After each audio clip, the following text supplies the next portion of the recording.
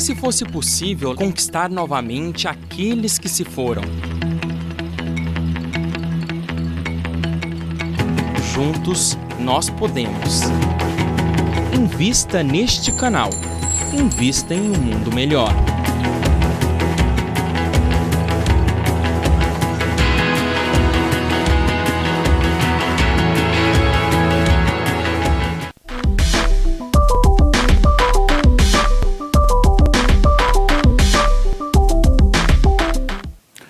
Novamente no ar, estamos aqui num programa ao vivo, na TV Mundo Maior, como todo dia da semana, às 16 horas, tem um programa ao vivo em que você pode participar através do WhatsApp, através da internet, do próprio site, do e-mail e também agora o YouTube, que está ao vivo no YouTube. Quem estiver assistindo no YouTube pode também fazer suas considerações que vão chegar até mim.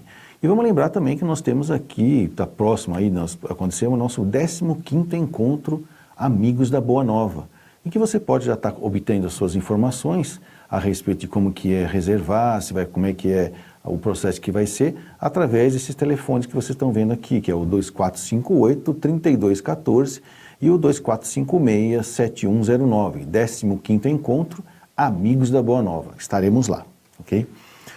E voltando aqui ao assunto do diferencial, vamos dizer assim, como eu estava falando no começo, muitas pessoas vão no meu consultório e falam assim, eu vim aqui porque sou médico espírita.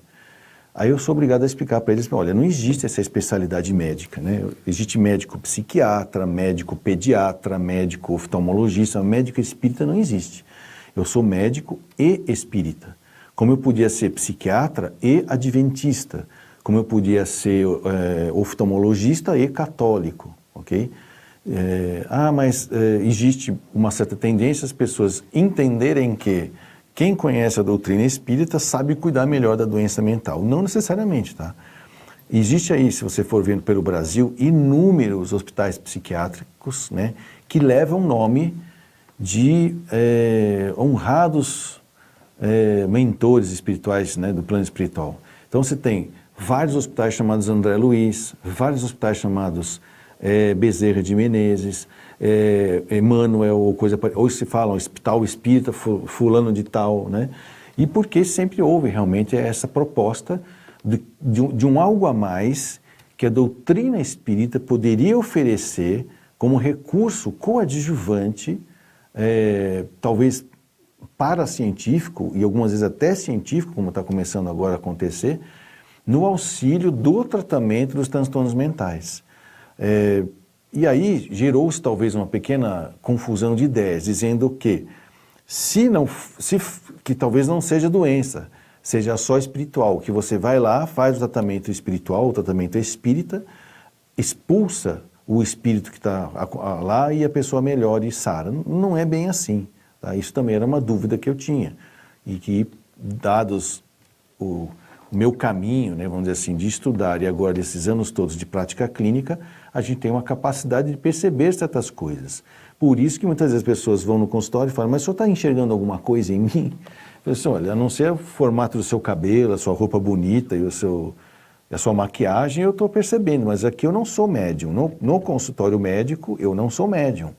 Ah, mas o senhor é médium? Sou, e a minha mediunidade eu exerço lá na casa espírita, que eu elegi de coração, que é minha mãe que me socorreu. Quem é? É a Federação Espírita do Estado de São Paulo. E é lá que eu sou médium, né? É lá que eu dou passe, é lá que eu participo de reuniões de desobsessão, é lá que eu dou palestras, é lá que eu faço um trabalho voluntário numa religião ou numa doutrina, né, que tem aspectos religiosos, que é a doutrina espírita. Por isso que num consultório médico, seja o cara espírita ou não, existe um sistema, um método de investigação clínica, que nós sugerimos que seja a observação clínica evolutiva, como método de melhor acompanhar um doente mental, inclusive de perceber que ele possa ter fenomenologia paranormal, mesmo que eu não seja espírita e que eu não acredite nisso ou não aceite que isso existe, não tem como negar o fenômeno. Ou seja, eu costumo dizer, contra fatos não há argumento. Então, por mais que a pessoa já tenha diagnóstico de esquizofrenia, mas ela começa a falar da tua vida de uma hora para outra, detalhes que só você sabe, Então existe um fenômeno mediúnico acontecendo ali, mas não necessariamente que a pessoa seja médium, ok? Aí então, por isso que é importante a gente lembrar que é feito um primeiro diagnóstico, que é o sindrômico, lembra? É sindrômico, nosológico e o quadro clínico. Você vai ajudar essa pessoa no seu processo de recuperar a saúde mental.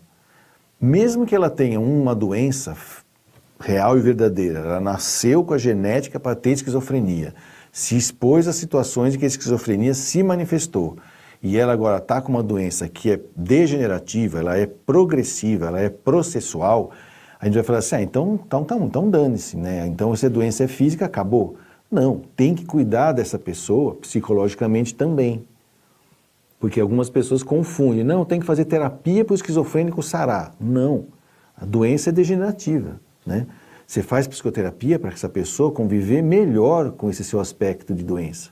Para ele não ficar com baixa autoestima, não ficar com estigmatizado, a psicoterapia, né? Para ele compreender certas coisas, inclusive de profundidade também, mas ele vai continuar sendo esquizofrênico. Ah, então vamos lá, já que ele é esquizofrênico, então larga ele num canto ali, né? Larga lá. Não, também não. Nós vamos socializar, né? Não é porque a pessoa tem alguma dificuldade mental que ela não possa, ainda mais hoje em dia com as medicações que nós vamos falar também, né? Ah, então, mas aí também não adianta ficar então fazendo desobsessão, essas coisas, porque já viu que é doença mental mesmo? Claro que sim. Porque muitas pessoas têm esquizofrenia e têm processos obsessivos oportunistas, ocasionais, que não dependeu dela, fora os prováveis processos obsessivos que nós chamamos de pertinazes, ou seja, aqueles que querem realmente fazer o mal. Sei lá por quê. Estão desavisados das leis de Deus e querem se vingar de alguma coisa que eles acham que têm o direito. Isso, eles podem achar o quanto eles quiserem, porque o livre-arbítrio existe.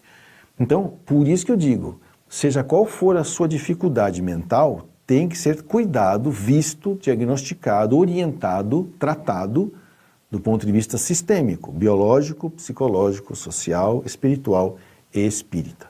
Fez o diagnóstico, vamos tratar? Vamos. Então, eu já falei na semana passada do tratamento. Vamos colocar o nosso primeiro slide só para a gente poder recordar, ok? Que fala sobre como é que é o tratamento depois que você fez essa observação clínica evolutiva.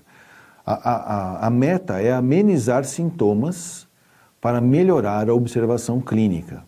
Ou seja, você consegue, amenizando os sintomas, fazer com que a pessoa entenda o que você está falando e ela te dê mais informações a respeito do sofrimento dela. Aí pode ser que, do ponto de vista biológico, eu tenha que entrar com medicação. É carne, né? É cérebro, né? Não é psicológico.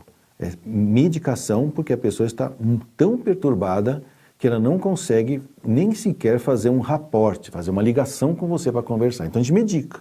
E aí tem todo um processo de como que você faz a medicação, que lá em Franco da Rocha a gente aprende assim, ó. São essas 3 regrinhas básicas: especificidade, seletividade e parcimônia. Se você fez um bom diagnóstico, você já especificou o remédio. Ah, é uma síndrome depressiva. Ah, então tá bom. Então, se é depressão, eu vou dar o quê? Um antidepressivo. Legal. Já especifiquei. Agora, qual deles? Aí vai da prática do médico, do quadro clínico do paciente, do perfil, inclusive biológico do paciente, né? Do que ele pode, que tipo de remédio que ele pode ou não pode tomar, que vai se juntar com outros que ele já toma. Então, a psicofarmacologia, para você chegar nela, você tem que entender de farmacologia antes. Porque você pode dar um remédio psiquiátrico que vai interferir no remédio da pressão, ou que vai interferir na pressão do olho, ou que vai interferir no trato intestinal.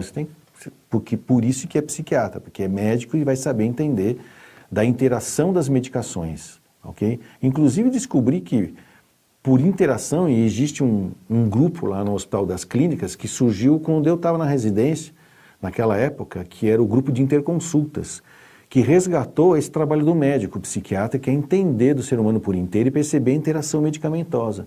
É o único grupo que eu vejo até hoje fazer simpósios, não sei se a palavra é simpósio, mas encontros, em que ensina o médico a perceber a interferência de uma medicação com outra, pela experiência que eles têm lá.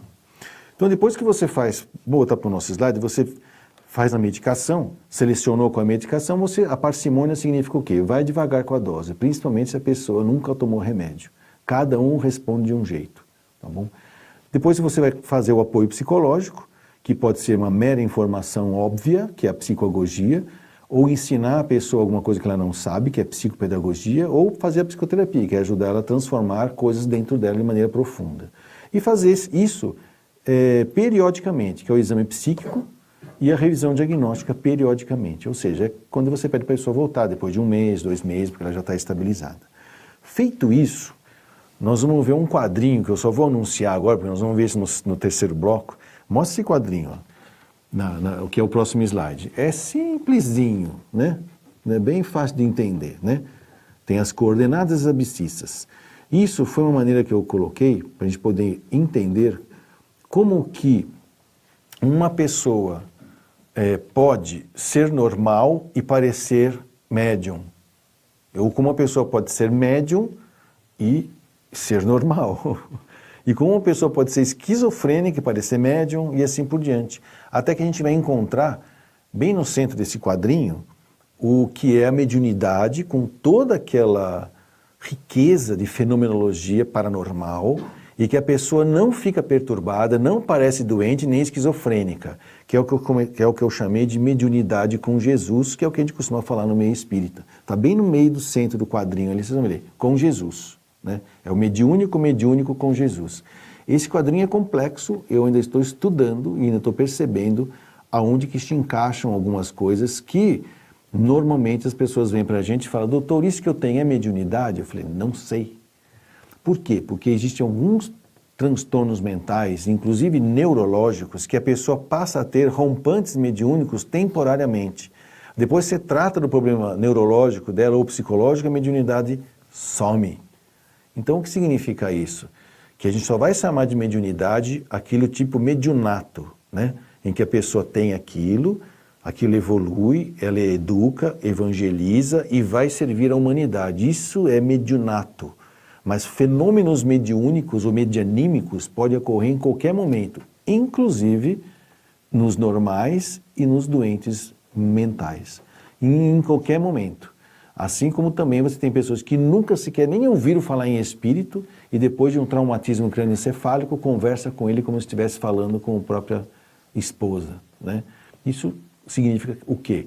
Que o fenômeno mediúnico também é um fenômeno sistêmico, biopsicossocial, espiritual e espírita. Vamos para o intervalo que eu vou tentar explicar essa tabelinha para vocês. Até lá.